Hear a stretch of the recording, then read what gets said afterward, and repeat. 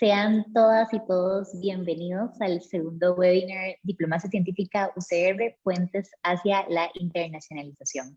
Esta es una iniciativa de la Universidad de Costa Rica organizada por la Vicerrectoría de Investigación y la Oficina de Asuntos Internacionales y Cooperación Externa. El día de hoy además tenemos el gusto de contar con una colaboración muy importante del Ministerio de Ciencia, Innovación, Tecnología y Telecomunicaciones, a quienes agradecemos su presencia. Mi nombre es María Esteli Jarquín, actualmente soy la subdirectora de la Oficina de Asuntos Internacionales y me complace también presentarles a quien nos estará acompañando a partir de hoy como copresentador de este espacio, el doctor José María Gutiérrez. Bienvenido, don José María. Muchas gracias, María Esteli. Muy buenos días a todas y a todos quienes nos están viendo y escuchando en esta iniciativa de webinar Diplomacia Científica UCR Puentes hacia la Internacionalización. Los esfuerzos que se efectúan en Costa Rica por consolidar una capacidad científica y tecnológica endógena pasa por muchos retos y muchas diferentes actividades, ¿verdad? Tenemos un enorme reto en elevar el presupuesto que se destina en nuestro país a la investigación y al desarrollo, ¿verdad? Que en este momento está en niveles pues, muy bajos. Tenemos retos enormes para consolidar un conglomerado de recurso humano calificado, con balance de género, con fortalecimiento de masas críticas, de grupos de investigación en muy diferentes áreas del conocimiento. Tenemos un reto también muy grande en la coordinación entre los diferentes sectores que forman el Sistema Nacional de Ciencia y Tecnología, en el cual las universidades públicas y la Universidad de Costa Rica jugamos un papel fundamental. Hay también retos en cuanto a promover la transdisciplinariedad, el respeto epistémico, el vínculo entre diferentes áreas del conocimiento para conocer y estudiar los problemas y ofrecer soluciones. Y por supuesto hay un enorme reto en el plano de la cooperación internacional, ¿verdad? Porque si bien promulgamos fortalecer una ciencia endógena, la ciencia se mueve también en un entorno globalizado y la dialéctica entre la ciencia local y la ciencia global es algo muy importante.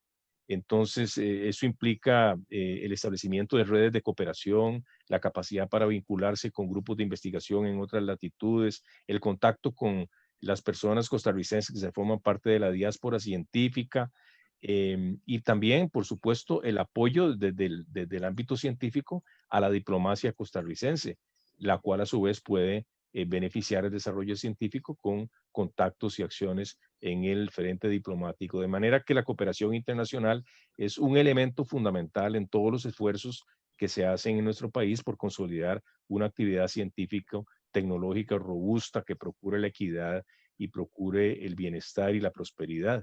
En este contexto es que se ha organizado por parte de la OAICE y de la Vicerrectoría de Investigación estos webinars mensuales de puentes hacia la internacionalización, ¿verdad? Esa es la idea y hoy pues nos complace contar con una investigadora de mucha trayectoria y mucho prestigio y con una gran capacidad para establecer cooperaciones internacionales como es la doctora Henriette Raventós. Dicho este preámbulo, me complace presentar a la señora vicerrectora de investigación de la Universidad de Costa Rica, doctora María Laura Arias Echandi, quien nos ofrecerá unas palabras de bienvenida. Bienvenida, María Laura. Muchísimas gracias, doctor. Muy buenos días a todas y todos los presentes. Realmente es un honor estar aquí presente en este segundo webinar en que buscamos los puentes hacia la internacionalización de nuestra querida universidad. Y qué mejor fecha que contar con una investigadora y amiga del calibre de Henriette Raventós. Yeti, vos siempre vas a ser Yeti, no Henriette. Bienvenida, Yeti. Realmente es un placer tenerte aquí.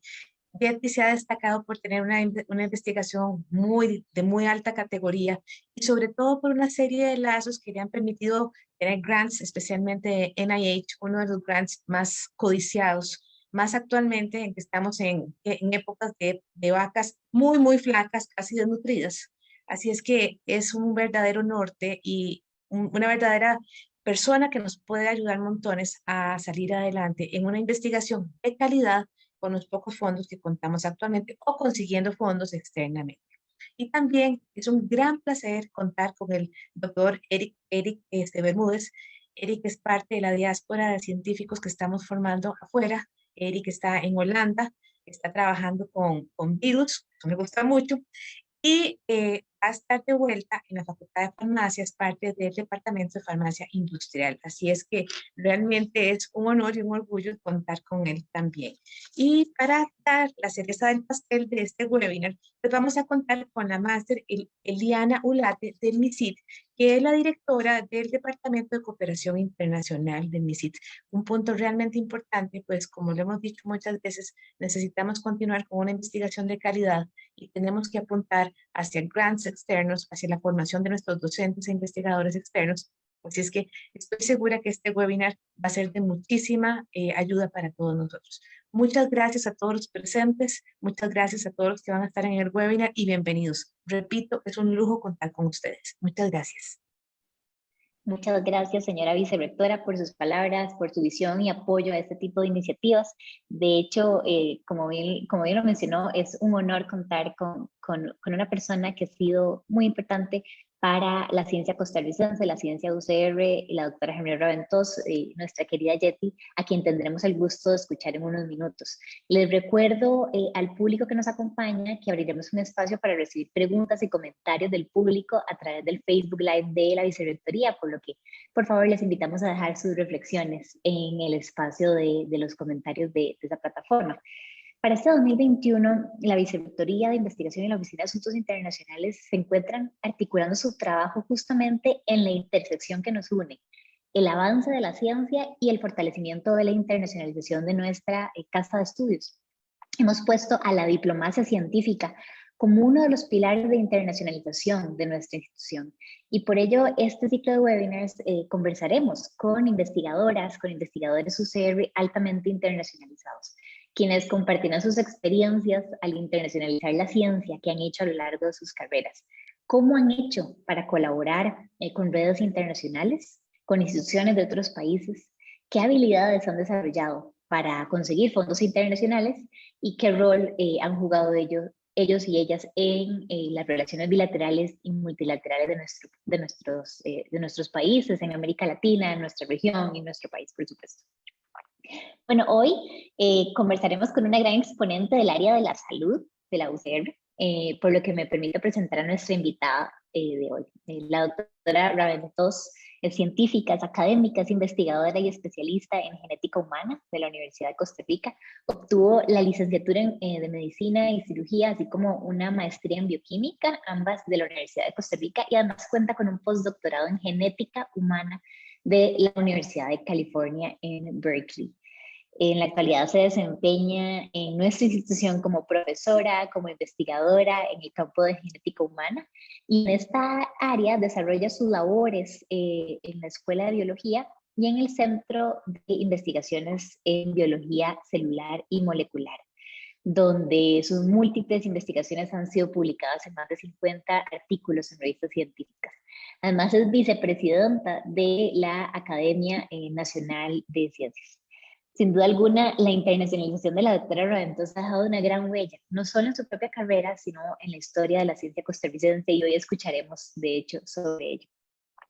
Mientras realizaba sus estudios en la Universidad de California, Berkeley, laboró con el doctor Pedro León, con la doctora Mary Claire King, en la identificación del primer gen causante de una sordera no sindrómica, y ha sido expositora en diferentes países, México, Estados Unidos, Italia, China, India, Venezuela, Jordania y muchísimos más, en temas como psiquiatría genética, genes, salud mental y neurociencia.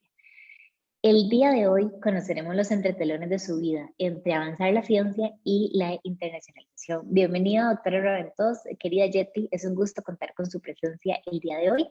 Así que cuando guste puede presentar su pantalla y pues será un gusto escucharle. Muchísimas gracias por la invitación. Es un placer, es un privilegio compartir con ustedes.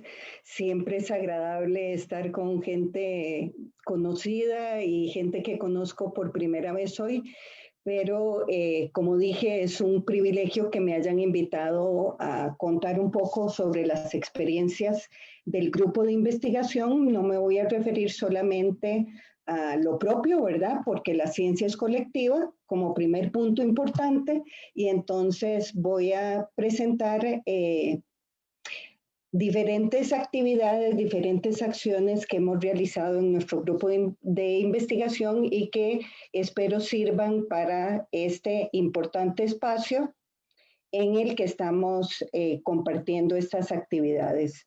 Entonces, para presentar, voy a dividir mi presentación en 3 partes. La primera es sobre la internacionalización, sobre nuestros proyectos de investigación. La segunda son los ejemplos de la diplomacia científica, de acuerdo a como María Estelí nos indicó que son las áreas de la diplomacia. Y para terminar, contar de algunas de las pocas redes internacionales de las cuales el grupo de investigación es parte y que han servido entonces para mantener estos vínculos con investigadores en diferentes partes del mundo. Entonces, la primera parte, la de internacionalización del grupo de psiquiatría genética, ya tenemos un logo muy lindo que nos hizo uno de nuestros colaboradores, Isaac Díaz. Uno no puede partir de lo que significa nuestro grupo de investigación sin empezar hablando del Centro de Investigación en Biología Celular y Molecular, que se funda en 1977 con 2 proyectos principales: la estructura, la investigación y el estudio del virus del rayado fino del maíz y el estudio de la sordera de los monjes. Este grupo empezó detrás de la Facultad de Medicina, como muchos de ustedes recuerdan, y aquí hay una foto de algunos de los fundadores, ¿verdad? Pueden reconocer a don Rodrigo Gámez, a don Pedro León, a doña Eugenia Flores, a don Gabriel Macaya. A partir del proyecto de la sordera de los monjes, entonces se desarrollan 2 áreas principales en genética humana. La primera sobre epidemiología genética, que es la búsqueda de variantes de riesgo o variantes causales para diferentes condiciones o trastornos, condiciones como la sordera, otras condiciones o trastornos monogénicos, y después nuestra área principal, que fue y que sigue siendo la búsqueda de variantes genéticas para los trastornos mentales. Y una segunda área muy importante también, que fue la genética de poblaciones, la identificación de la mezcla poblacional y la estructura de la población costarricense, y que también llevó a los primeros estudios en identificación con las pruebas de paternidad y de restos óseos. Y el centro, debo mencionar, con la doctora Sandra Silva, participó en la ley de paternidad responsable para ayudar a montar este laboratorio que ahora funciona en todo el país. Este es el inicio del primer grupo. Es la publicación del gen, de la localización del gen de la sordera de los monjes. Este fue un proyecto y una publicación muy importante a nivel internacional porque fue la primera sordera no sindrómica en ser localizada en una región cromosómica en el mundo. Fue tan importante que, como ven ustedes, fue comunicado por el doctor Victor McKusick, que se considera el padre de la genética en el mundo.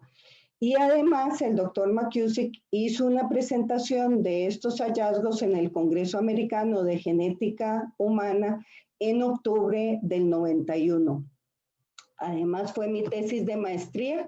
Mi tesis de maestría que contó también con el privilegio de tener a 3 grandes investigadores, el doctor Pedro León, el doctor Gabriel Macaya y el doctor Carlos de Céspedes. Agrego la foto de la doctora Mary Claire King, con quien tuve también la suerte, el privilegio de realizar este postdoctorado en la Universidad de Berkeley.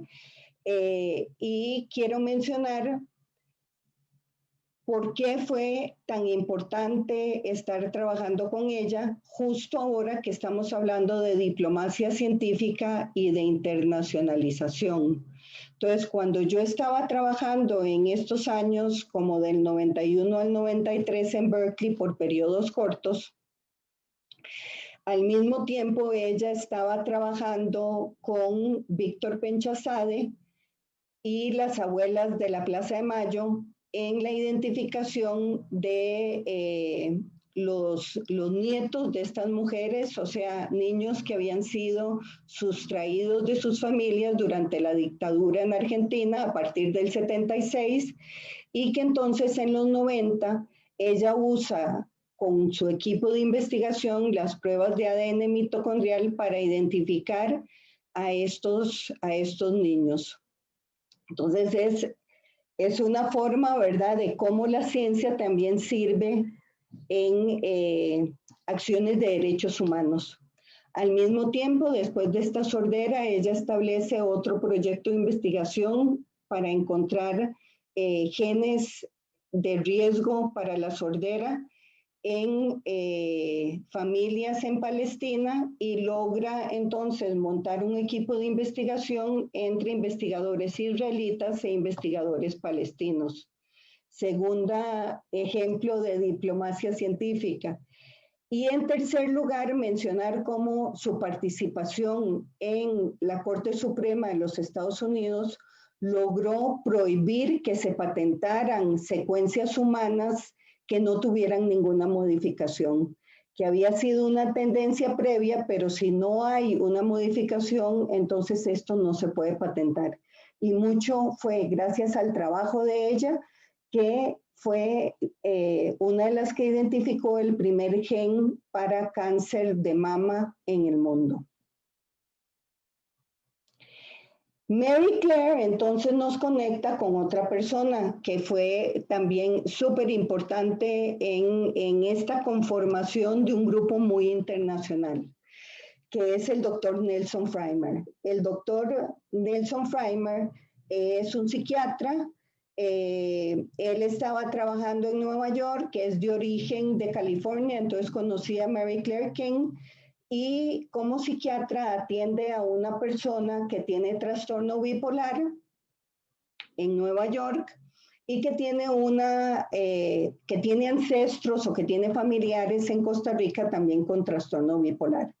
Entonces, en el 91, con todo el auge del proyecto del genoma humano, que empieza en el 90, como saben, nos visita con Graciela Penchazade, en ese momento la esposa de Víctor Penchazade, y establecen el primer proyecto en trastornos mentales, que es tal vez el proyecto de más larga duración en toda la Universidad de Costa Rica, endofenotipos bipolares en aislamientos poblacionales. Han hecho 17 publicaciones, ahí siguen publicando, y se conforman estas redes informales de contacto con otros investigadores, donde lo que más nos ha servido para mantener esta buen financiamiento es pensar en estas ventajas competitivas que tenemos nosotros como país y como grupo de investigación. En primer lugar, para genética tenemos una estructura poblacional con una mezcla que es de gran interés. Tenemos familias muy grandes, muy colaboradores. Tenemos registros médicos y registros genealógicos del registro civil desde finales del siglo XIX, y además los registros eclesiásticos, como dije, grande disposición de participar en la investigación y una capacidad científica y trabajo previo importantísimo, porque sin trabajo previo uno no puede pedir estos grandes grants de investigación. Entonces, a partir del 98 al 2021, hemos hecho varios proyectos de investigación que están indicados ahí. Primero 5, 10, después 15. Esto se preparó a partir de la información que está inscrita en SIGPRO.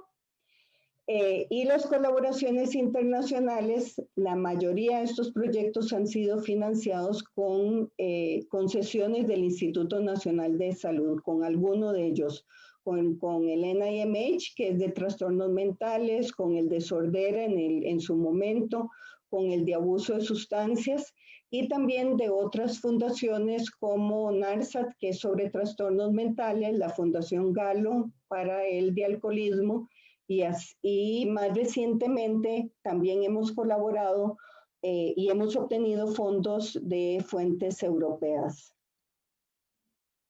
Tuvimos la suerte también de contar con 2 grants para hacer entrenamiento, ambos de la Fogarty, que es parte del Instituto Nacional de Salud. Estos fueron muy importantes porque nos permitieron enviar a estudiantes de maestría, médicos, residentes, a hacer pequeñas pasantías a un laboratorio con el que colaborábamos en Estados Unidos, o incluso pasantías de más larga data. O sea, habían pasantías de 3 meses y también teníamos pasantías de 2 o 3 años. Estas personas regresaron y cuando regresaban, además, el mismo grant les daba un fondo para arrancar su propio proyecto en Costa Rica, como sucede con muchas becas de posgrado, especialmente en Europa, por ejemplo en Alemania, que cuando las personas regresan a Costa Rica pueden traer un pequeño fondo, o de Estados Unidos también, un fondo para arrancar sus proyectos dentro del país, que a nosotros nos parece muy importante para que estas personas que hemos formado regresen y puedan continuar con su investigación y no los ahoguemos con cursos durante esos primeros años mientras establecen sus proyectos en Costa Rica.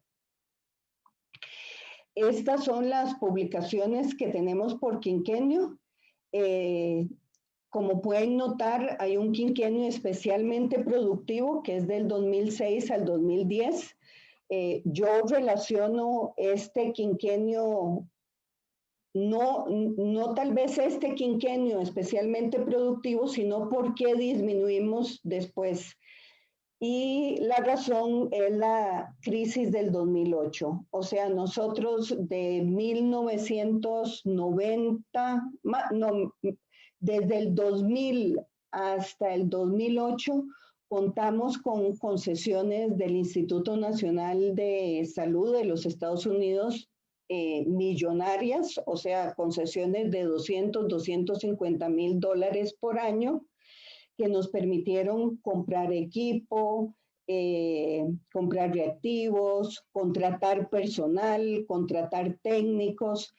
Y después de la crisis del 2008 se volvió mucho más difícil seguir consiguiendo estas grandes concesiones.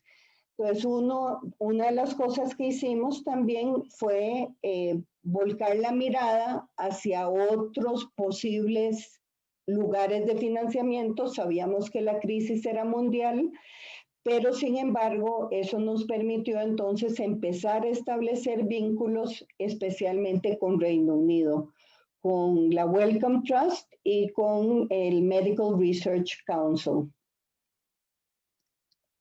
Esta es una imagen muy linda que nos hicieron 2 colaboradoras del grupo de investigación, Gloriana y Paola, de psicología, y que muestra con qué países tenemos autores en todas las publicaciones que tenemos durante estos años.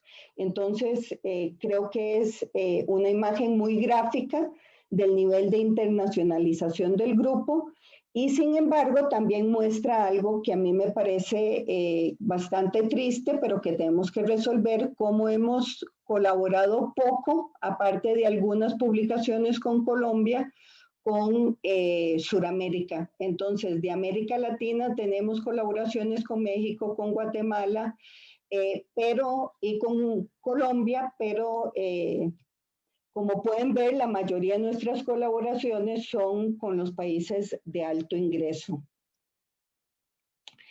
Esto no es especial de nosotros. Este es un artículo que salió la semana pasada en Nature.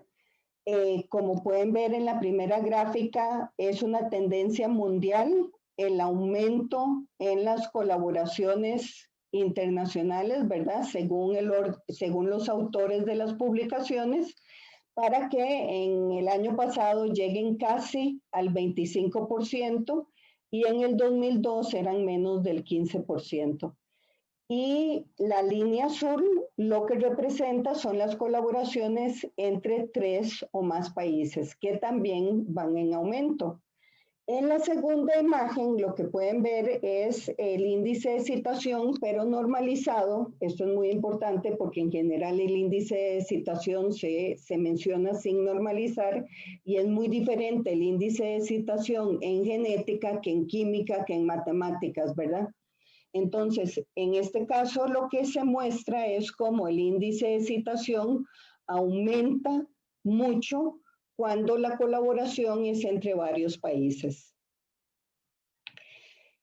Entonces, para ir terminando esta primera parte de la exposición, algunos beneficios de la internacionalización, aparte de una mucho mayor visibilidad de nuestras publicaciones, como lo mostré en la gráfica anterior, es el acceso a recursos de las grandes agencias de los países de alto ingreso. Y por eso no es sorpresa que nuestros autores colaboradores, la mayoría vengan de esos países, porque de ahí es donde están los grandes fondos. El acceso a redes de colaboración internacional, el acceso a cursos, pasantías, becas de posgrado. Esta es tal vez el tema más importante, un mejor abordaje a los problemas de mayor complejidad. Uno no puede pretender, a pesar de que todavía toda la estructura piensa en el investigador solo metido en su laboratorio trabajando él solito, ¿verdad? La ciencia no funciona así desde hace muchas décadas, y creo que hay que hacer algún tipo de reajuste dentro de las instituciones para considerar que la ciencia es colectiva. Esto en cuanto a los premios, a los puntos que se dan por publicaciones, ¿verdad? Porque las publicaciones de nosotros pueden tener a veces 100 autores. Y es una forma de abordar los problemas de mayor complejidad. En el caso de la genética, poder combinar este bagaje genético con su ambiente particular. Y obviamente el aprendizaje mutuo. Como ha insistido el doctor José María Gutiérrez, siempre hay que estar pendiente de que no sean relaciones extractivistas o de colonialismo, ¿verdad? Hay que tener cuidado que la colaboración sea simétrica, comprometida, muy generosa, o sea, tiene que haber esta participación de los dos lados. Y hay un término que recientemente oí en una exposición y que me encantó, tenemos que acercarnos a estas colaboraciones con humildad epistémica, porque las colaboraciones también son entre diferentes disciplinas, y no pretender que el campo de uno conoce o sabe más de un campo que otro. O sea, tenemos que ser humildes, que nosotros solo vemos un pedacito de la realidad. En cuanto a las áreas de la diplomacia científica, voy a dar solo un par de ejemplos. Una de las áreas que nos mencionó María Estelí es que más bien la ciencia le ayuda a la diplomacia. Entonces, la ciencia asesorando a los diplomáticos. Este es uno de estos estudios. Es un estudio que empezamos porque somos parte de este Global Alliance for Genomics and Health. Nos llegó en su newsletter que estaban haciendo este estudio sobre Your DNA, Your Say, para ver qué opina la población sobre donar sus datos genéticos para investigación, para la práctica médica, etc. Es un estudio muy relevante. Si ustedes han visto las noticias últimamente, hay una gran discusión porque hay una base de datos de muestras del cromosoma Y que parece ni siquiera le pidieron consentimiento a las personas para estar en esa base de datos que se está usando a nivel mundial. Entonces, este proyecto se inscribió en Costa Rica. La investigadora principal es la doctora Gabriela Chavarría, que es parte de nuestro grupo, y la idea es estudiar los temores y la disposición a que las personas donen su ADN en 4 poblaciones de América Latina, en Costa Rica, que ya hay una primera publicación, y también con los datos de México, Argentina y Brasil, que nos los pasó la Wellcome Trust para que los analicemos nosotros. Y este proyecto entonces va a servir para informar a las personas que hacen políticas públicas cómo compartir estos datos y si es necesario entonces hacer regulaciones internacionales. Este es otro donde más bien es la señora Catalina de Bandas, que estaba de relatora especial de los derechos de las personas con discapacidad en la oficina del Alto Comisionado de las Naciones Unidas en Ginebra, que convoca a un grupo de científicos de diferentes áreas y también de personas con experiencias vividas para que discutamos entre nosotros aspectos bioéticos en discapacidad para tener insumos para el documento que ella presentó el año pasado en las Naciones Unidas para cerrar su mandato. El segundo campo es cuando más bien los diplomáticos nos ayudan a nosotros a hacer colaboraciones científicas. Aquí menciono de nuevo 3 ejemplos que conozco. Uno es cuando don Gabriel estuvo de embajador en Francia y que entonces él estableció varios intercambios en ingenierías, en informáticas, y por la foto de abajo, que ven aquí abajo, entonces un intercambio muy interesante de estudiantes de medicina, que estudiantes de medicina de la Universidad de Costa Rica fueron a Francia a hacer rotaciones y que también recibimos en el San Juan de Dios estudiantes franceses que hicieron rotaciones en ese hospital. Pero también hubo intercambios de profesores y de investigadores. El segundo ejemplo que también conozco es cuando don Román Macaya estaba de embajador en Washington. Este es uno de los tantos proyectos que él desarrolló, que fue traer misiones de universidades en Estados Unidos a Costa Rica. Acá en la Universidad de Costa Rica le ayudamos a organizar, dependiendo de los intereses de la universidad en Estados Unidos, le organizamos sesiones con gente de micro, con gente de medicina, ¿verdad? Para que se establecieran estas colaboraciones. Además, él invitó a varios investigadores que estaban en ese momento en Estados Unidos y yo los conozco como diplomáticos científicos, ¿verdad? Todo este trabajo se hizo también con Alejandra Solano, que ahora está de embajadora en la OEA. Entre estos diplomáticos en ciencia está el doctor Enrique Lin Xiao, que ahora está en Berkeley, ¿verdad? Trabajando con una premio Nobel, y la doctora Melania Guerra, que justamente después de ser científica ahora está terminando su maestría en diplomacia científica. Finalmente, el tercer ejemplo, en parte fue triste porque cuando empieza la pandemia, el 26 de marzo, nos contacta don Rodrigo Alberto Carazo, que es el embajador ante las Naciones Unidas en Nueva York, Y establecemos esta colaboración y varias reuniones con la Universidad de Columbia, con Friends for Mental Health, con otras organizaciones de las Naciones Unidas. Hicimos un concept note donde íbamos a trabajar juntos en salud mental, y finalmente la parte internacional se cayó, pero pudimos establecer un grupo local y inscribir 2 proyectos que son sobre salud mental secundario a la pandemia. Entonces, aunque no se estableció la colaboración internacional a pesar de muchísimas reuniones, sí por lo menos logramos inscribir 2 proyectos. Ya voy a terminar, esta es la última, ¿verdad? Es como la colaboración, la diplomacia se puede convertir en instrumento para relaciones tensas.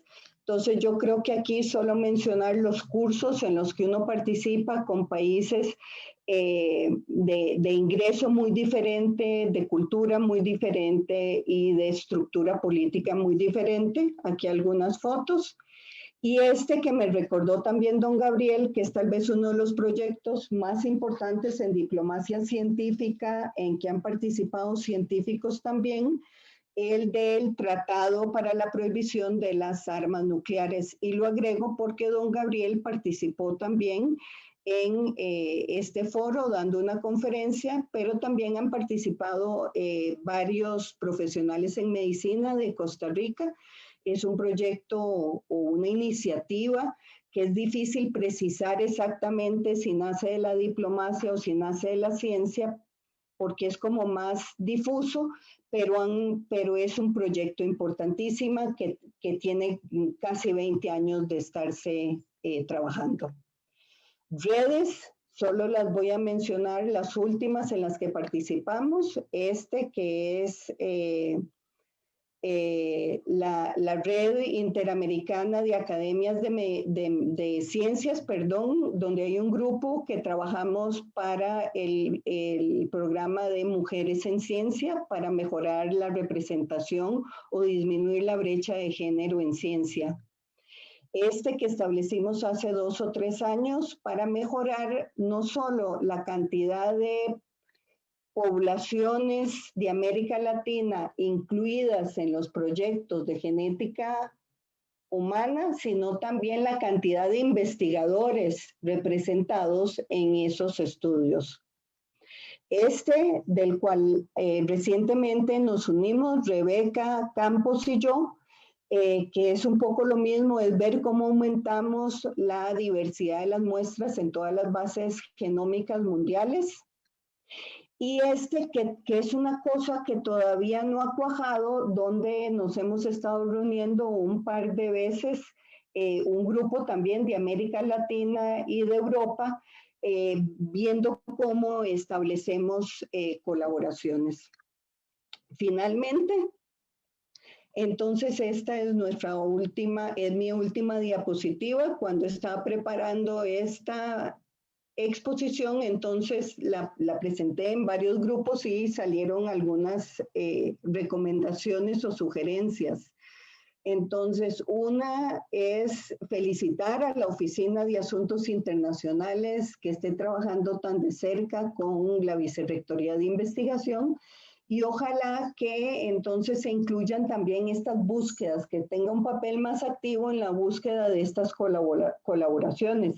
Mantener esta vinculación de los estudiantes de posgrado en el extranjero con los grupos en el país, porque nosotros consideramos que es muy importante eso, que cuando regresen, primero traigan una buchaquita, pero también que se puedan colocar con un grupo de investigación que ya tenga experiencia. Después, esta me parece muy importante, hay una restricción de la universidad donde cuando alguien va a un congreso solo mandan a una persona, cuando lo interesante es poder ir el grupo, porque cuando yo voy con 3 estudiantes, yo hay habilidades blandas que uno enseña, ¿verdad? De cómo interactuar con los colegas. Después, cuando presentan en un congreso de investigación, como en esta primera foto, y además se ganan un premio, se la creen, ¿verdad? O sea, terminan sabiendo lo cargas que son cuando exponen a nivel internacional. Y finalmente esta, que yo no sé cómo vamos a hacer, que parte de la internacionalización sería interesante poder contratar más profesores internacionales. Y una gran limitación para eso es lo de los títulos acreditados, ¿verdad? Entonces, se ha discutido en muchos lugares si no podríamos más bien pedir que el título se acredite hasta después de que se ganan la plaza. Muchas gracias. Esa es mi exposición y me pasé un poquito. Mis disculpas. Muchísimas gracias, Yeti, doctora Raventós, por esta excelente presentación. Queda mucho para reflexionar, ¿verdad? Vamos a pasar ahora a una sesión de preguntas. Voy a empezar haciendo la primera pregunta. Es evidente que vos y tu grupo han tenido mucho éxito en acceder a fondos internacionales de organizaciones muy fuertes en términos de financiamiento de la investigación, como el Instituto Nacional de Salud, la Wellcome Trust y otras que mencionaste. Son fuentes de financiamiento que muchas veces asustan cuando uno va a tratar de conseguir fondos por la complejidad de los procesos de presentación de las propuestas, etcétera. ¿Qué, digamos, recomendaciones o qué volados podrías darle vos a las personas de la comunidad científica nuestra en cuanto a cómo acceder a esos grandes fuentes, digamos, de financiamiento desde el primer mundo?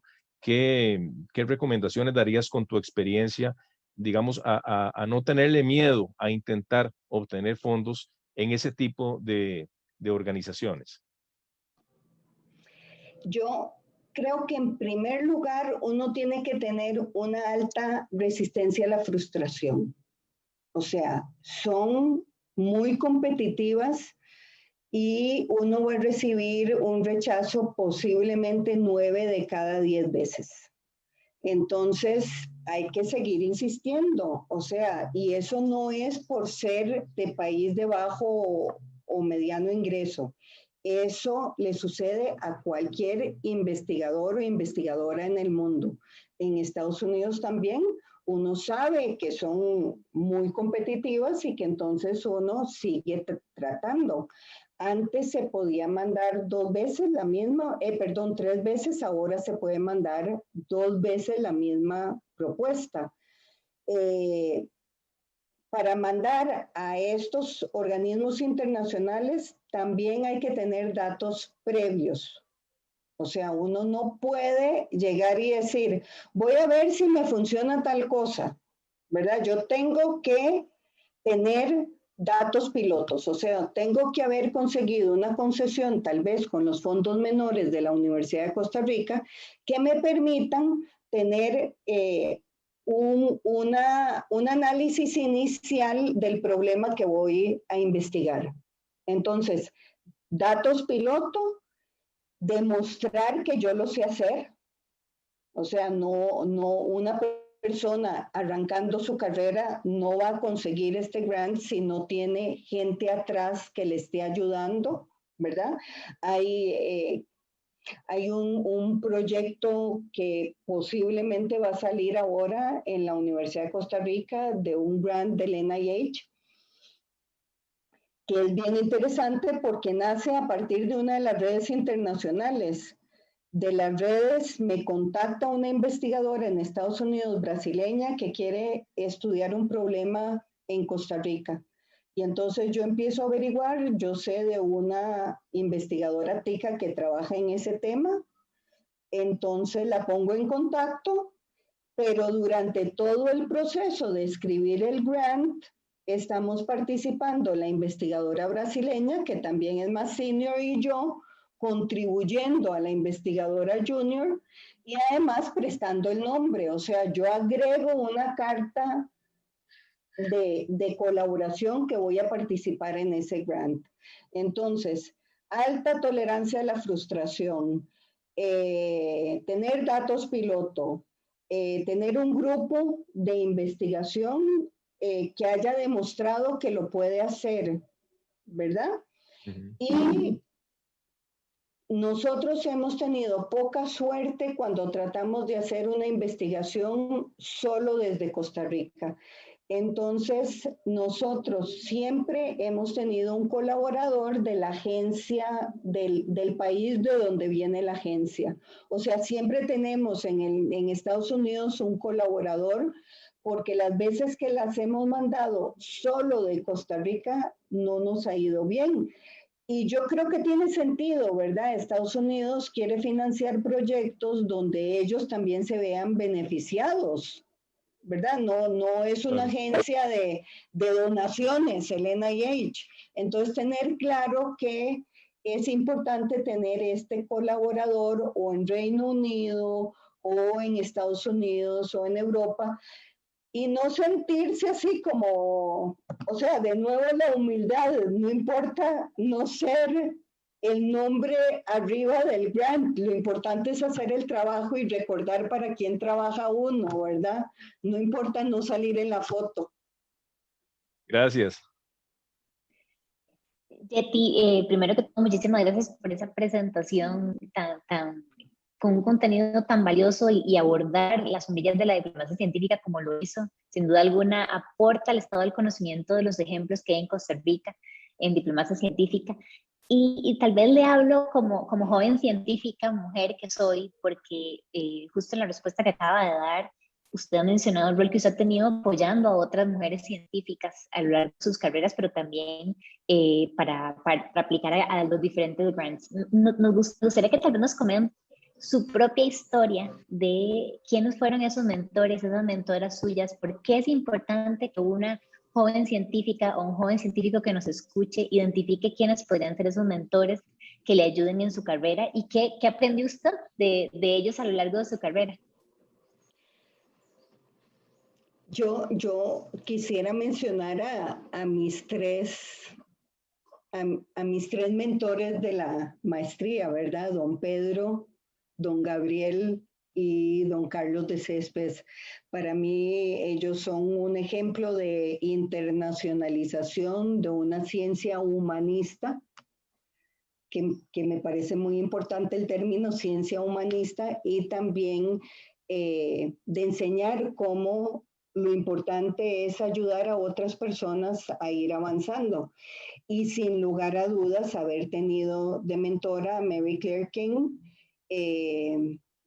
yo pienso que ella la tuvo bien difícil, ¿verdad? En su momento como mujer científica.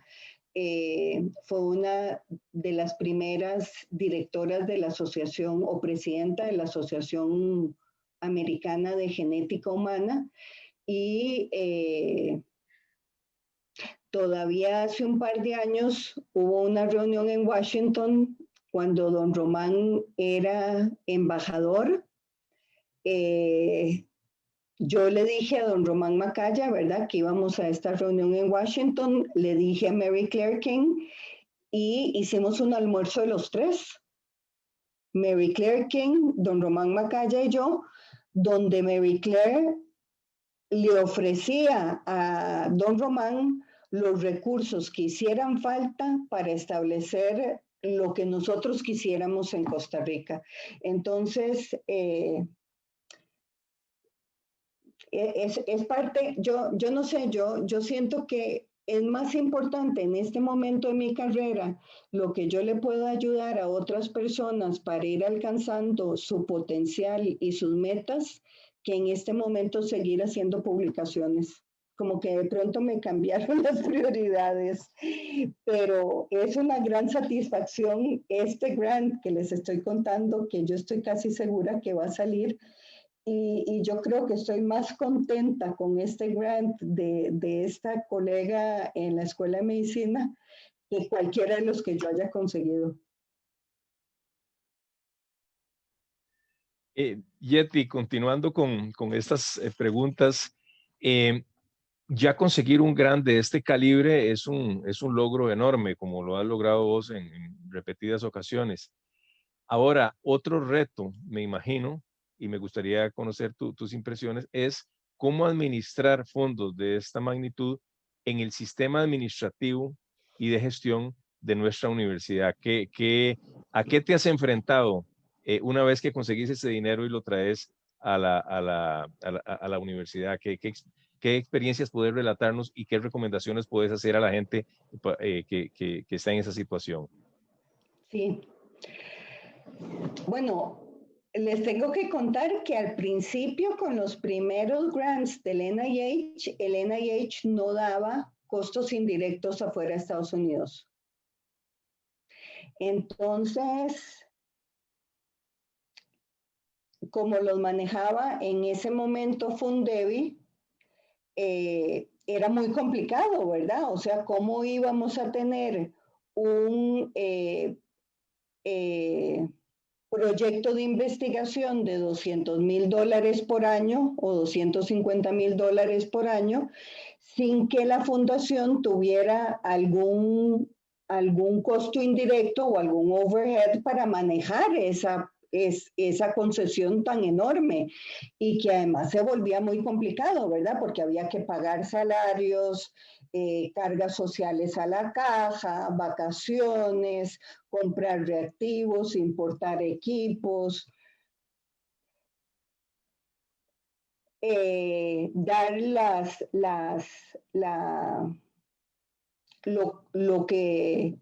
los costos de taxi para que las personas se movilizaran al centro para poder ser entrevistadas, pero que no podían tener en un recibo el nombre de la persona porque era violar la confidencialidad de quienes estaban participando con nosotros, ¿verdad? Entonces, nuestra primera lucha con el Instituto Nacional de Salud fue pelear por el overhead y lo logramos. O sea, en este momento todos los grants del NIH tienen un 8%, no es el 20%, pero tienen un 8% para investigaciones afuera de Estados Unidos. Entonces eso al menos es algo. La administración es muy, muy, muy enredada. Una de las cosas que yo peleo es que hagamos el subcontrato con nuestro colaborador en Estados Unidos, porque eso facilita no recibir los fondos federales directamente a Costa Rica. Si recibiéramos los fondos federales directamente a Costa Rica, entonces tienen que ser manejados por fondos restringidos de la UCR, y eso lo hace todavía más complejo. Si lo hacemos a través de un subcontrato con la universidad en Estados Unidos, los podemos manejar por la Fundación UCR. Entonces esa es otra recomendación. Lo otro es llorarle a la universidad en Estados Unidos que nosotros somos súper pobres y no podemos pagar nada si no nos hacen un desembolso de 3 meses en adelantado. Porque los fondos en general funcionan contra factura. Entonces es al revés. O sea, nosotros gastamos la plata y cada mes la fundación tenía que mandar para que le devolvieran. Eso administrativamente es dificilísimo, ¿verdad? Se imaginan. Y además, ¿de dónde íbamos a sacar la plata para pagarle a todos estos funcionarios que trabajaban con nosotros, ¿verdad? Y comprar cosas y después, entonces convencimos en general que podía ser cada 3 meses. Y además nos mandaban 3 meses en adelantado. Y ellos quedaban en deuda con el NIH, pero nosotros no. Entonces son como voladillos que yo con mucho gusto le ayudo a cualquiera. Ahí por eso puse mi correo electrónico, porque para eso estoy, ¿verdad? O sea, para lo que ustedes necesiten de esos volados, irlos compartiendo con ustedes ¿verdad? De eso, de llorarle a la universidad en Estados Unidos que somos muy pobres y que no podemos pagarle a la gente sin que nos den la plata en adelantado. No sé si eso más o menos contesta. Sí, claro. Muestra otro ámbito de destrezas que tiene que tener una persona investigadora para manejar, una vez que logra el gran logro de conseguir ese financiamiento, cómo manejarse en el sistema de gestión y administración local para que el proyecto camine, ¿verdad? Me parece que muy clara tu respuesta. Muchas gracias. Yeti, justamente queríamos preguntarle sobre esas destrezas, usted como científica y el contacto que ha tenido recientemente con diplomáticos y diplomáticas, ¿qué aprendió? ¿Qué aprendió de ellos, de ellas? ¿Qué nuevas habilidades ganó al interactuar con ellas, con ellos?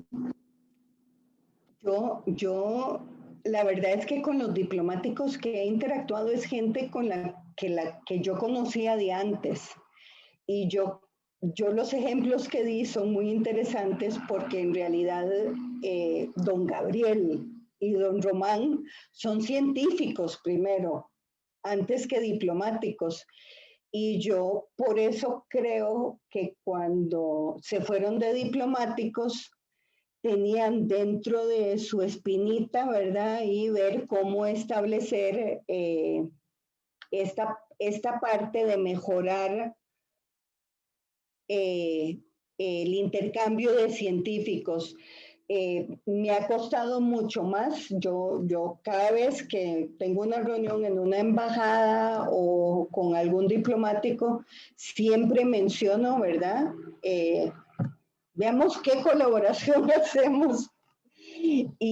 Pero ha sido mucho más difícil con diplomáticos que no son de base científicos.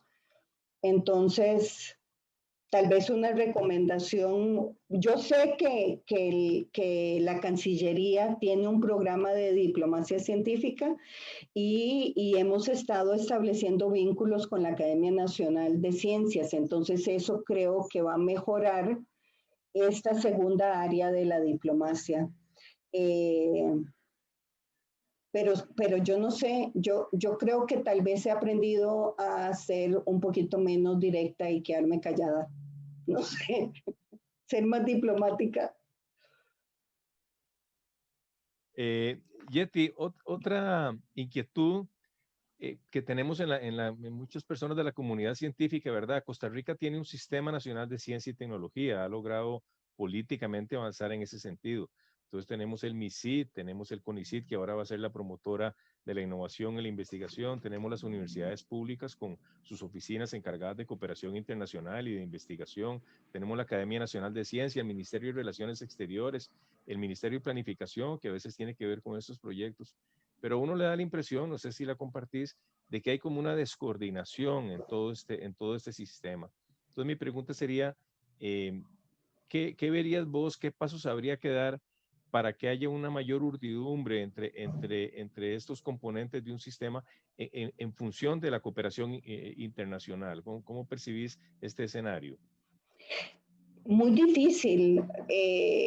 Yo no sabría cómo contestar esa pregunta porque me parece que es muy complicado, ¿verdad? ¿Cómo coordinar entre áreas? Si ustedes ven la mayoría de las colaboraciones internacionales que nosotros hemos establecido, incluso las colaboraciones internacionales con la diplomacia científica, han sido más por relaciones no formales, ¿verdad? Más por relaciones de que, digamos, don Román, cuando estaba en la embajada, él sabía que a mí me interesaba este tipo de cosas y entonces doña Alejandra y don Román me contactaban a mí para montarle este grupo. No trabajaban a través de las estructuras jerárquicas, ¿verdad? Trabajaban más como entre relaciones personales. Entonces, yo no tengo claro cómo hacer más fluidas y de mejor comunicación estas relaciones entre instituciones. No sé, No sé, porque como te digo, o sea, yo me meto en todas las redes internacionales a las que me invitan, porque me imagino que en algún momento podría salir algo interesante. Y cuando sale algo interesante, entonces lo comparto directamente con la investigadora o con el investigador que yo conozco que está trabajando en esa área, pero no lo hago a través de las estructuras. A uno le da temor a veces que cuando es a través de las estructuras se quede ahí pegado, ¿verdad? Y que nos llegue la convocatoria para un grant internacional 2 días antes de que se acabe. Que eso es otra cosa muy importante que se me olvidó mencionar en la pregunta previa sobre grants de investigación. Hacer un grant de investigación dura al menos 4 meses. ¿Verdad? O sea, uno no escribe un grant al NIH en 2 días. Uno dura unos 4 meses porque hay que hacer una revisión intensa de toda la literatura, es casi una tesis. Y ese es otro problema que muchas veces tenemos nosotros, que estamos sobrecargados con otras labores, no podemos inscribir o separar tantas horas que nos den para escribir un grant internacional. Tampoco nos dan tiempo para estas relaciones en las redes internacionales. O sea, yo creo que yo tengo al menos, no sé, 2 conferencias por Zoom internacionales por semana, y eso tampoco se puede escribir en ningún plan de trabajo. Entonces también como ver cómo modificamos para hacer más fácil estas acciones que realizamos muchos de nosotros. Me parece muy, muy importante eso que estás comentando en cuanto a la validación o legitimación en términos de carga académica del trabajo que las personas hacen en cooperación internacional, que es algo que no existe, como bien estás diciendo, ¿verdad? Y que hace mucha falta.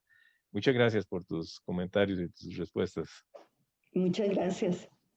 Gracias, Yeti, y agradezco también al público que nos ha hecho llegar comentarios y preguntas. Los estamos recogiendo, de hecho, también para que las abordemos en este segundo bloque que voy a presentar a continuación. Me gustaría pedirle a doña Yamilet y a Eric Bermúdez que enciendan sus cámaras. Pues me gustaría justamente contarles que como parte de estos esfuerzos de ciencia e internacionalización, para nosotros es muy importante el rol de la diáspora científica que la UCR tiene en el exterior. Así que quisiera presentarles a doña Yamilet Damasio, quien es gestora de movilidad académica de la Oficina de Asuntos Internacionales de nuestra institución, quien ha tenido una trayectoria enorme, está acompañando a becarios y becarias en el exterior. Así que bienvenida, doña Yamilet, adelante. Sí, gracias. Un gusto saludarlos realmente. Previo a presentar a otro de los invitados especiales, me es grato referirme al programa de movilidad académica administrativa, el cual es uno de los ejes de la internacionalización de la Universidad de Costa Rica. Este programa pues data de las décadas 60 y 70 y se ha venido fortaleciendo en el tiempo, pues gracias a los esfuerzos institucionales, a las relaciones académicas y de cooperación con universidades de distintos países. En la actualidad nuestro programa pues cuenta con 173 personas becarias que cursan ya sea una maestría, un doctorado o una especialidad. Y esta formación de alto nivel pues se lleva a cabo en 127 universidades, 22 países, lo cual pues es el reflejo del esfuerzo institucional, ¿verdad? Y el éxito de este programa. Bueno, sin más preámbulo, en el contexto de la diáspora de la UCR, para mí es un placer, un gusto presentar al becario Eric Bermúdez Méndez. Él es profesor de la Facultad de Farmacia. Cursó la maestría en biotecnología en la Universidad de Wageningen en Países Bajos. Durante su trabajo de tesis de maestría, Eric participó en un proyecto de investigación en el cual se desarrollaron complejos de nanoanticuerpos antivirales, esto como una alternativa rápida para dar respuesta a patógenos con potencial de causar una epidemia. Por su tesis de maestría recibió en el 2018 el premio Goldbach de virología y en la actualidad Eric realiza su trabajo de investigación doctoral en biología molecular, esto en el área de virus, del cual nos explicará a continuación. Eric, bienvenido. Buenos días, Yamilet, muchas gracias por su presentación. Y para iniciar quisiera agradecerle a los organizadores y las organizadoras del evento por extenderme la invitación. Y yo pues muy contento de estar compartiendo con todos hoy. Sí, pues yo quisiera aprovechar este espacio para compartir ideas con Henriette, con María Estelí, con José María, con respecto a este tema que nos interesa a todos. Y pues quisiera que más allá de una reflexión acerca de la presentación, lo convirtiéramos en una conversación. Entonces también agradecerle a Henriette por la presentación. Muy grato ver todos los ejemplos de internacionalización, bueno, no todos, algunos ejemplos seleccionados para la presentación de cómo a lo largo de su trayectoria ha logrado internacionalizar su ciencia y pues que también sirve de motivación para mí y para muchos otros científicos más jóvenes y en etapas todavía muy tempranas de nuestras carreras. A mí me gustaría iniciar con una pregunta, una inquietud, y a lo largo de su presentación quedó en evidencia que los avances científicos están muy marcados por un esfuerzo colectivo.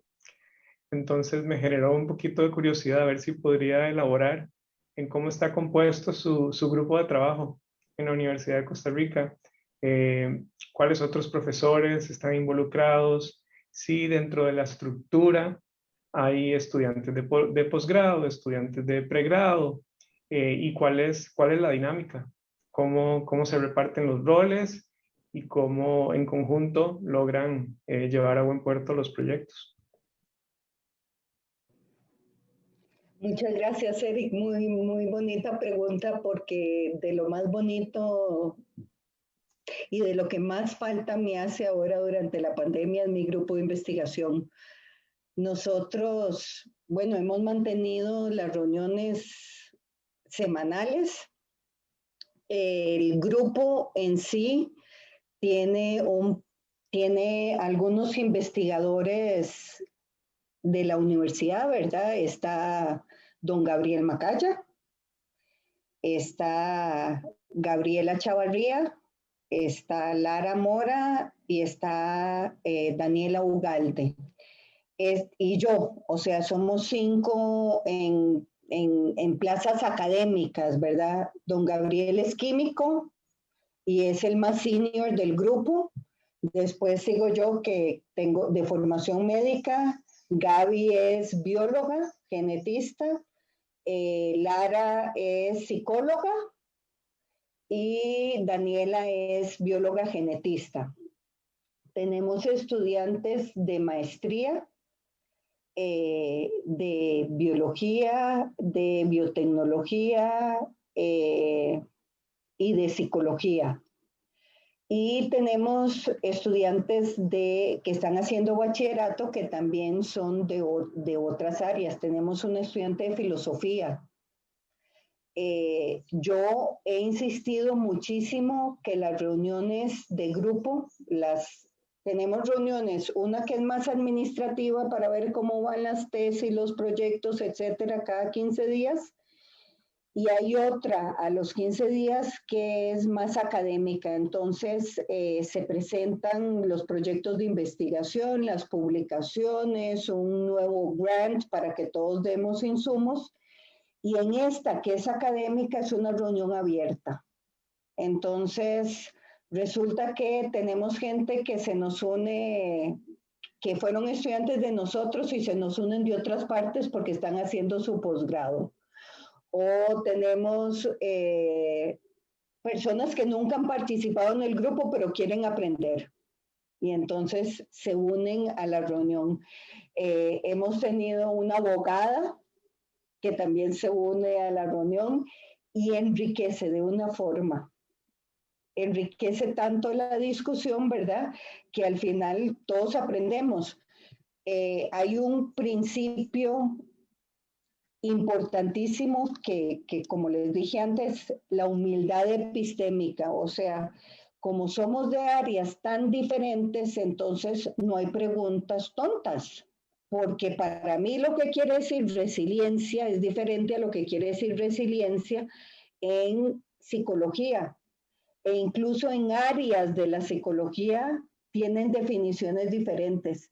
Entonces, eso ha permitido que haya un intercambio de verdad riquísimo entre las diferentes áreas y un respeto y una humildad al mismo tiempo. Entonces, es un grupo que yo de verdad agradezco tanto tener. Para las publicaciones, entonces, generalmente es un tema que siempre ha sido mucho más complicado, ¿verdad? El orden de los autores. La persona que más trabaja es la que va de primera autora, y ahí se van comentando quién debería ir de segundo o de tercero, o si quieren poner el asterisco de que estas tres personas trabajaron igual. Y al final vamos la gente de menos importante, ¿verdad? La que dirige el grupo. Y lo otro buenísimo del grupo no solo es tener disciplinas diferentes y gente de afuera, pero también gente de diferentes edades.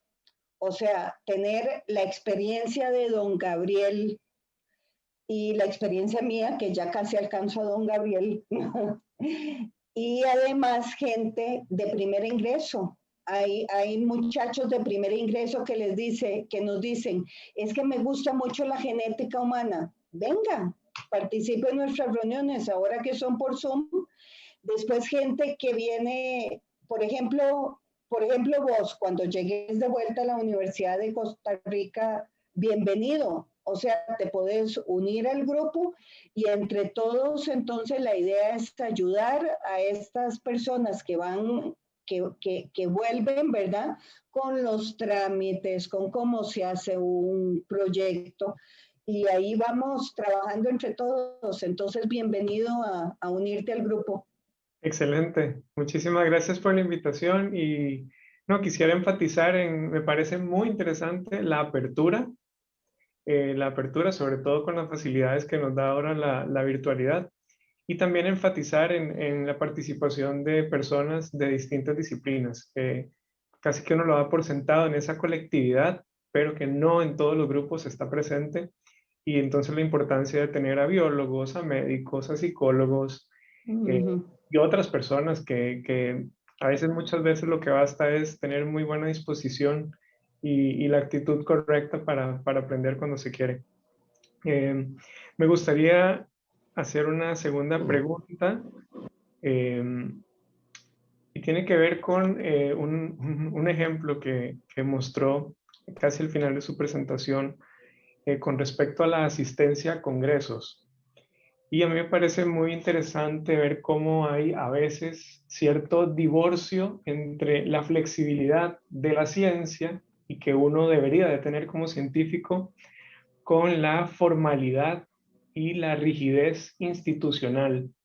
Entonces vos mencionaste como un ejemplo, bueno, que a veces sería bueno que más personas de un mismo grupo asistieran a un evento internacional para presentar, para hacer redes, pero ¿cómo tal vez podemos nosotros contribuir a mejorar eso? ¿Cómo nosotros desde las posiciones en las que estamos podemos intentar que esa flexibilidad que requiere la ciencia también se traslade a otras instancias para que, por ejemplo, sea posible que estudiantes de su grupo vayan a presentar a un mismo congreso? Sí, nosotros lo hemos ido haciendo de forma muy sui generis, porque como digo, hay ciertas regulaciones dentro de la universidad que lo hacen muy difícil. Solo el que presenta puede ir al congreso. Generalmente dan apoyo solo para esta persona.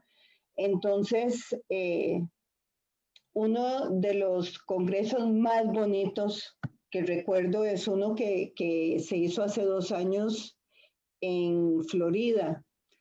y creo que fue el doctor Javier Contreras, la doctora Gabriela Chavarría, y creo que yo éramos los tres, digamos que los tres más senior.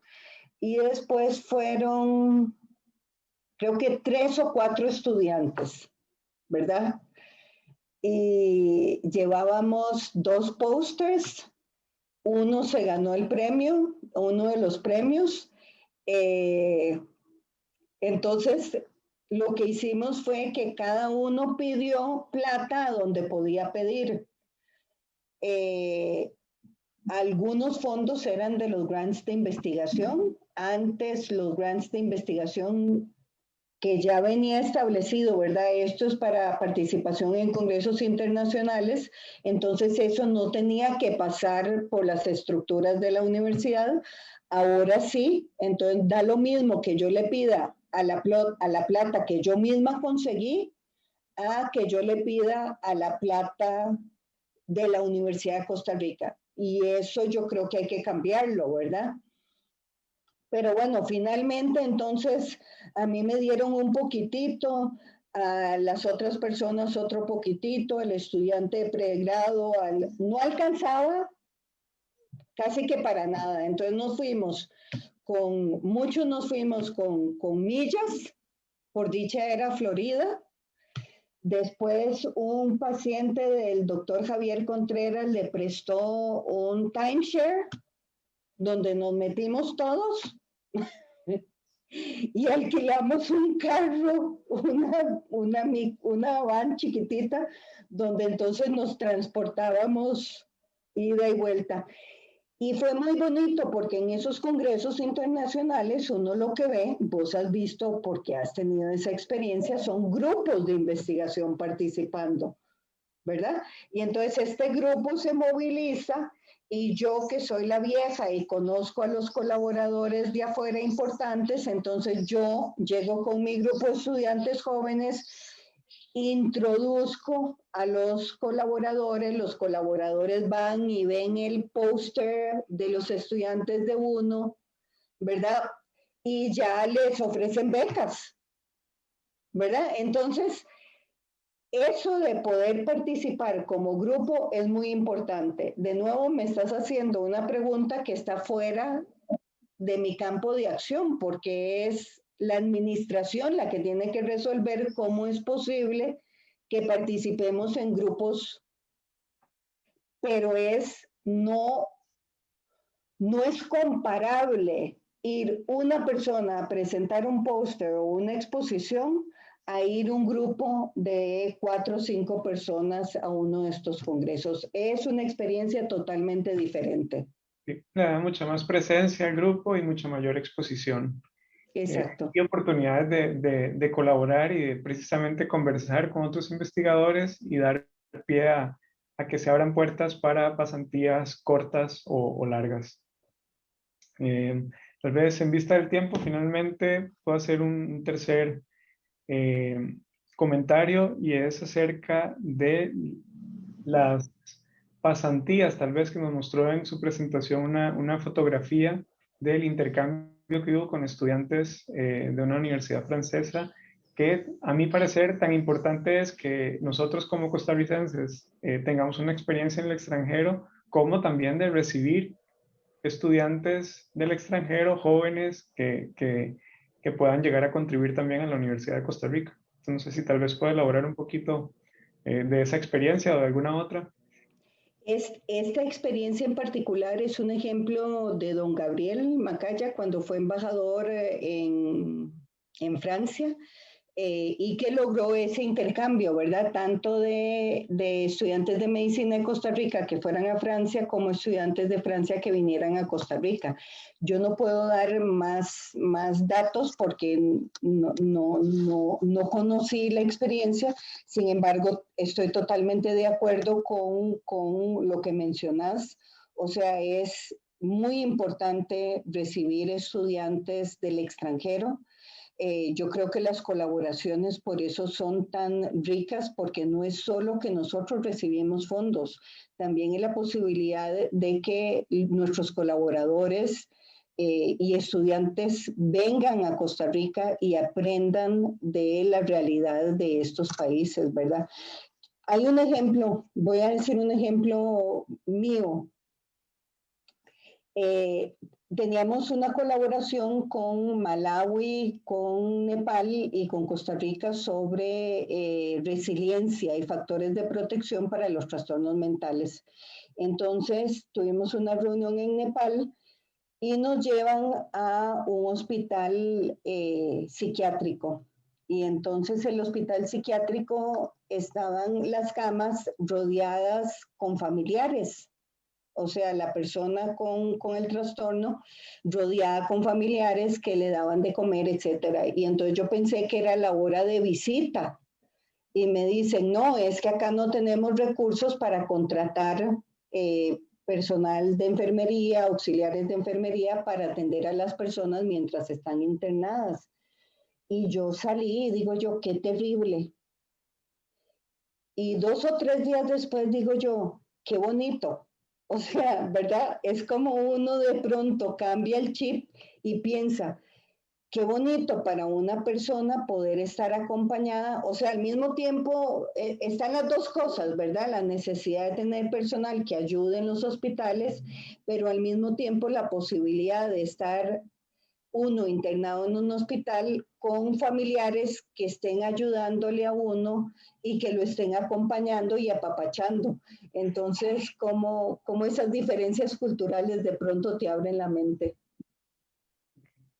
Henriette, muchísimas gracias por compartir su experiencia y por el intercambio de ideas. Un placer. Gracias a vos. Muchas gracias a Eric y a Yeti por este rico intercambio de impresiones. Yo quisiera hacer una pequeña reflexión al respecto, ¿verdad? Esta idea de grupos colectivos interdisciplinarios empata claramente con las necesidades que tienen las personas que, como Eric, van a regresar a la Universidad de Costa Rica después de su posgrado a incorporarse al trabajo académico.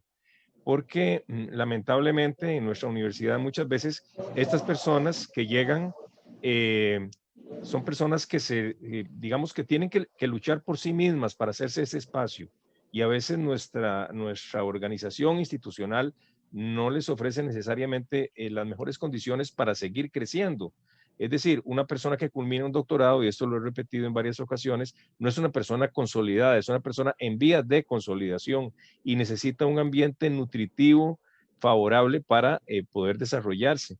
Entonces, lo ideal sería, desde mi punto de vista, que las personas que como Eric culminan sus estudios puedan reinsertarse en su unidad académica, pero también la institución les dé la posibilidad de ubicarse en estos colectivos, que junten una gente con mayor experiencia, gente con menos experiencia, porque ahí van a fortalecerse, van a crecer, van a desarrollar más resiliencia, van a poder desarrollarse en el ámbito de la investigación y del trabajo académico. Entonces, es una reflexión que creo que en nuestra institución tenemos que elaborar más, ¿verdad? ¿Cómo aprovechar espacios como los que han podido crear Yeti y sus colegas para que personas nuevas que regresan puedan encontrar en esos espacios un ambiente que les permita crecer? Y dicho sea de paso, no es necesariamente un espacio que esté en su propia unidad académica, puede ser un espacio que esté en otra unidad académica, pero que beneficie a toda la institución y a esa persona. Bueno, con esa reflexión y nuevamente agradeciéndole a Eric y a Yeti por su participación, me complace presentarles a continuación a la máster Eliana Ulate, quien es directora de Cooperación Internacional del Ministerio de Ciencia, Tecnología, Innovación y Telecomunicaciones, el MICIT. Eliana es coordinadora nacional de la red de puntos de contacto de los programas de la Unión Europea y es el punto nacional de contacto de las acciones Marie Curie de estos programas de la Unión Europea. Por ejemplo, el programa Horizonte 2020 y Horizonte Europa. De manera que le damos la más cordial bienvenida y a doña Eliana y le agradecemos muchísimo que haya aceptado nuestra invitación para compartir sus perspectivas en este webinar. Bienvenida, Eliana. Muchas gracias, doctor Gutiérrez. Bueno, muy buenos días. Un placer estar acá con todos ustedes compartiendo este panel. Primero que nada, agradecer a la Vicerrectoría de Investigación y a la Oficina de Asuntos Internacionales y Cooperación Externa por esta invitación. Yo no les voy a quitar mucho tiempo, pero sí quería aprovechar de esta reflexión para contarles un poquito del rol que ocupa el MISID en todo este proceso de la diplomacia científica y cómo podemos mejorar, que me llamó mucho la atención una de las consultas que hacía el doctor Gutiérrez de cómo se ve el sistema, qué hay que hacer y qué podríamos hacer. Yo les voy a compartir acá, un momentito, la pantalla.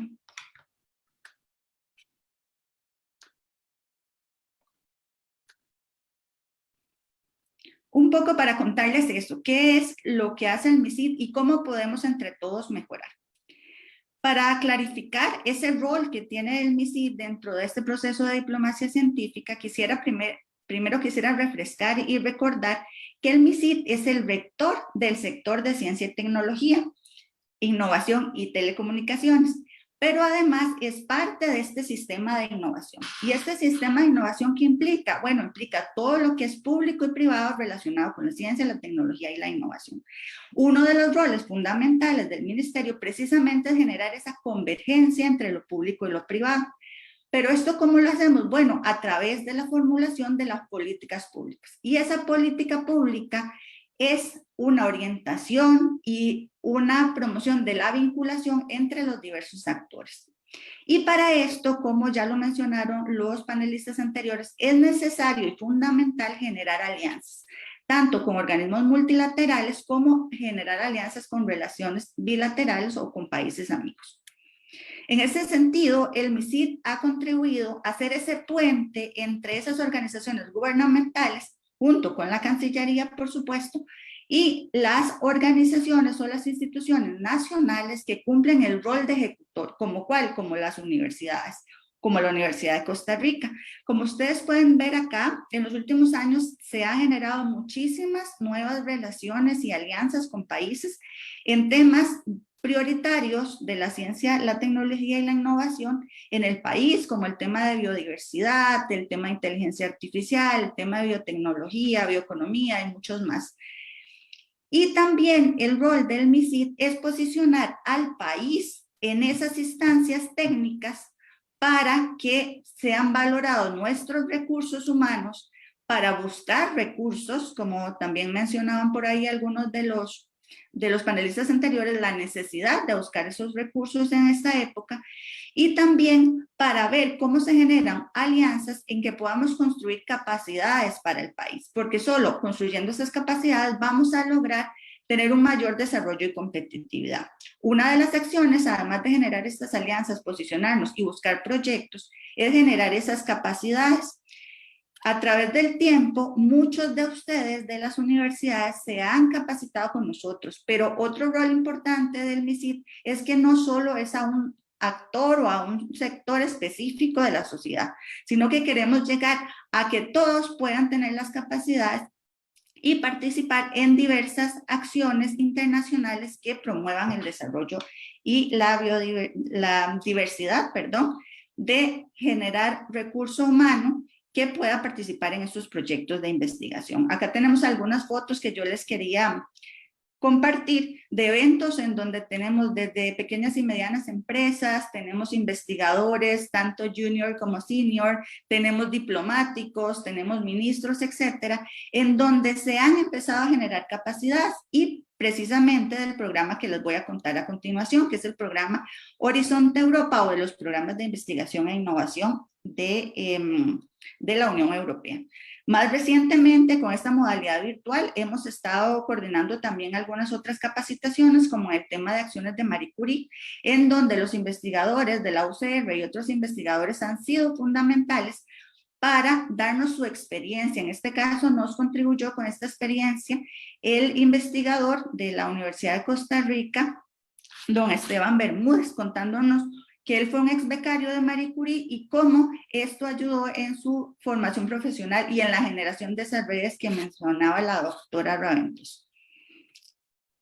Pero antes de entrar directamente en el programa de Horizonte Europa, también quisiera decirle que en esos esfuerzos que se están haciendo, porque efectivamente, como decía el doctor Gutiérrez, todavía parece que existe una gran descoordinación, porque es un sistema bastante grande, los ministerios son muy pequeños y tenemos que adecuar bastantes cosas, pero en ese esfuerzo, en el último año se creó, y gracias también a la colaboración de María Estelí cuando estuvo en presidencia, lo que es la Mesa de Diplomacia Científica.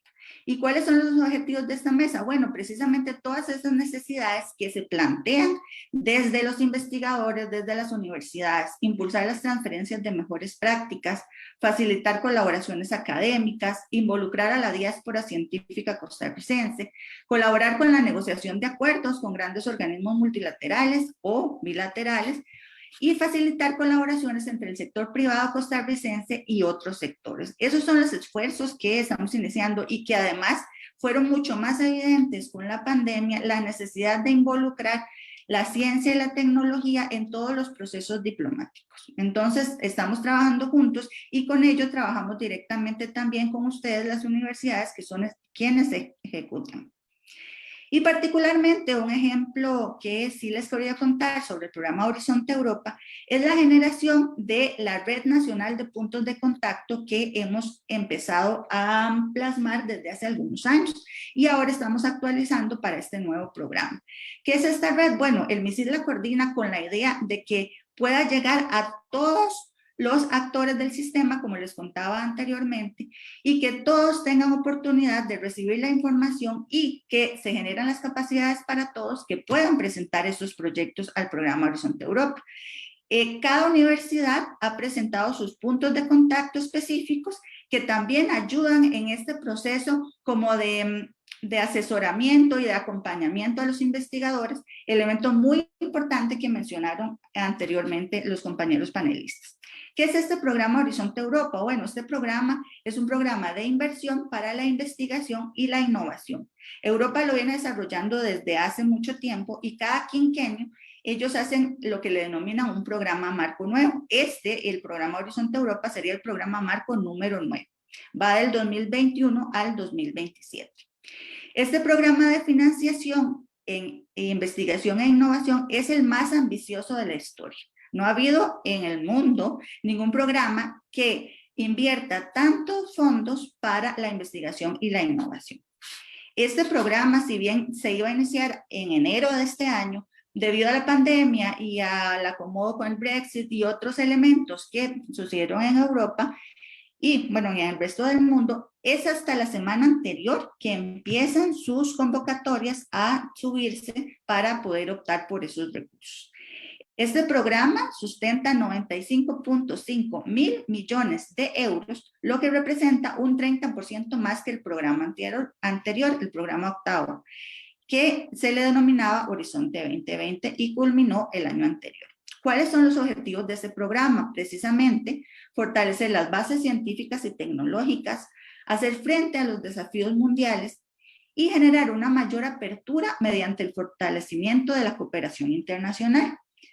Este año en particular se crea lo que es el Consejo de Innovación Europeo, que es uno de los nuevos hitos que presenta este programa y que es fundamental para el pilar de llevar la investigación al mercado y todo el proceso de innovación. Este programa de Horizonte Europa tiene diferentes tipos de financiación para diferentes proyectos. Como ustedes pueden ver, aquí básicamente va del 70% al 100% del financiamiento. Todas las instituciones académicas, no gubernamentales o las gubernamentales que no tienen fines de lucro pueden obtener hasta un 100% del financiamiento para sus proyectos. Son únicamente aquellas instituciones con ánimos de lucro o empresas cuando participan en sus proyectos que tienen que poner un 30%. El resto se financia hasta el 100%. Los 5 tipos de proyectos que valora este programa son proyectos de investigación e innovación, como los que contaba la doctora Raventós, que son todos aquellos proyectos conjuntos en donde hay investigadores de uno y otro país para buscar un resultado en común. Están las acciones de innovación, que son acciones más enfocadas a generar productos ya para el mercado o innovaciones específicas todo lo que son acciones de cooperación, que se promueve mucho en la parte de gubernamental, porque es para generar ese diálogo que empiece a fortalecer las redes, que luego se permee en el resto de los actores del sistema, y las acciones Marie Curie, que van desde acciones individuales para lo que es becas de postdoctorado o inclusive intercambio de staff y de investigadores. Este programa funciona a través de programas de trabajo y los programas de trabajo, bueno, fueron publicados a inicios de este año y ya, digamos, corroborados con lo que son las convocatorias. Cada programa de trabajo establece todo lo que se va a hacer durante el periodo del programa de Horizonte Europa, y en él se va a destacar cuáles son los objetivos de las convocatorias, qué se espera, las fechas límites, qué tipo de financiamiento se va a dar, y además si requieren algún desarrollo de tecnología. Un requisito fundamental para participar en este tipo de proyectos es que tienen que haber al menos 3 entidades independientes de miembros de la Unión Europea. Entonces, dependiendo de la convocatoria, van a poder incorporarse entidades de Unión Europea y entidades ya sea de América, de Asia, del resto del mundo. Se busca en todas las acciones de cooperación internacional generar unas alianzas y compromisos internacionales que permitan promover el asesoramiento en particular para los países que concursan. Y bueno, y contarles que se presentan las propuestas totalmente de manera digital a través del portal que se llama el Funding Templates. El programa Horizonte Europa tiene 3 grandes pilares. El pilar 1, Ciencia Excelente, que se divide en lo que es el Consejo Europeo de Investigación, las acciones Marie Curie y las infraestructuras de investigación. El pilar 2, que son desafíos mundiales y competitividad industrial europea. Y el pilar 3, que es innovación. Esto lo que busca es ampliar la participación y fortalecer, por supuesto, el espacio europeo de investigación. Siempre esto permeando al resto del mundo en su participación en las investigaciones. ¿Para qué? Para ampliar la participación y difundir la excelencia, reformar y mejorar el sistema de investigación e innovación, principalmente desde Europa. De esos 3 pilares que les mencionaba, ¿cuánto otorgó Europa en cantidad de millones a cada uno? Para el de Ciencia Excelente son 25.8 mil millones de euros. Para lo que es Desafíos Mundiales, que es el más grande y que si ustedes pudieron observar en la filmina anterior, ahí está todo lo que es cambio climático, todo lo que tiene que ver con salud, todo lo que tiene que ver con energía, y destacan 52.7 mil millones para esto. Y lo que es Europa Innovadora, lo relacionado más con empresa, es el 3.5. Ya para otros programas que tiene la Unión Europea de Investigación y Desarrollo, representa el 4.5%. Básicamente, acá bueno, esta presentación se puede compartir y en esta página del Funding Tenders es donde ustedes pueden encontrar una serie de las convocatorias, la información de los puntos de contacto, información de otros programas de Unión Europea, información de los proyectos que ya han sido aprobados.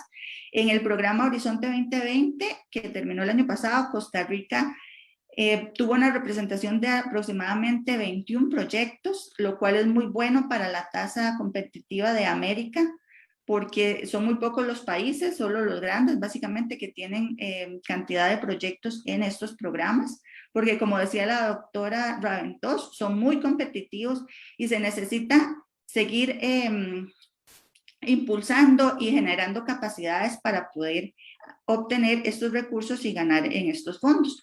Y también les quería compartir otra página que es muy importante para todos aquellos estudiantes que estén interesados en ya sea una beca, ya sea buscar pasantías, investigaciones específicas, que es el Euraccess LAC, que es precisamente un proyecto que nace de este programa del Horizonte 2020, donde ustedes pueden encontrar desde orientación, si ya te aceptaron una universidad, cuáles son las mejores formas de viajar, los visados necesarios, etcétera, hasta información de posibles universidades que requieran algún tipo de investigación específica, universidades que estén buscando pasantes o que estén buscando doctores, postdoctores, para hacer diferentes investigaciones. Eso era lo que yo les quería contar muy rápidamente, un poco el rol del MISID y también de este programa, y quedamos totalmente dispuestos en que en algún momento, si requieren mayor información del programa, los pueda yo compartir con ustedes. Muchas gracias. Muchísimas gracias, Eliana, por su participación para la Universidad de Costa Rica. Es muy importante contar con aliados de la talla del MISID. Y justamente este espacio era para que el público que nos escucha, la comunidad científica, pueda saber cuáles son esos fondos que están disponibles y qué tipo de apoyo pueden contar. Así que muchísimas gracias, Eliana, y por supuesto que seguimos en contacto y en colaboración. De parte de la Vicerrectoría y de la Oficina de Asuntos Internacionales, quisiéramos agradecer a todas las personas que hicieron posible el programa del día de hoy, en especial los equipos de Vicerrectoría y de la OAICE, que hicieron posible esta organización, pero también quisiéramos agradecer a las personas que han visto este programa. La primera edición ya tiene más de 1000 reproducciones. Hemos recibido muchísimos comentarios y preguntas, así que agradecerles, y recuerden que este programa va a quedar grabado para que lo puedan seguir viendo en próximas ocasiones. Agradecerle, por supuesto, a doña Yamilet, a Eric Bermúdez, que se conecta desde Países Bajos, que nos haya acompañado el día de hoy. Y bueno, por supuesto, doña Yeti, muchísimas gracias por su participación, por su presentación. Aprendimos muchísimo, como siempre, y qué bueno contar con usted como aliado.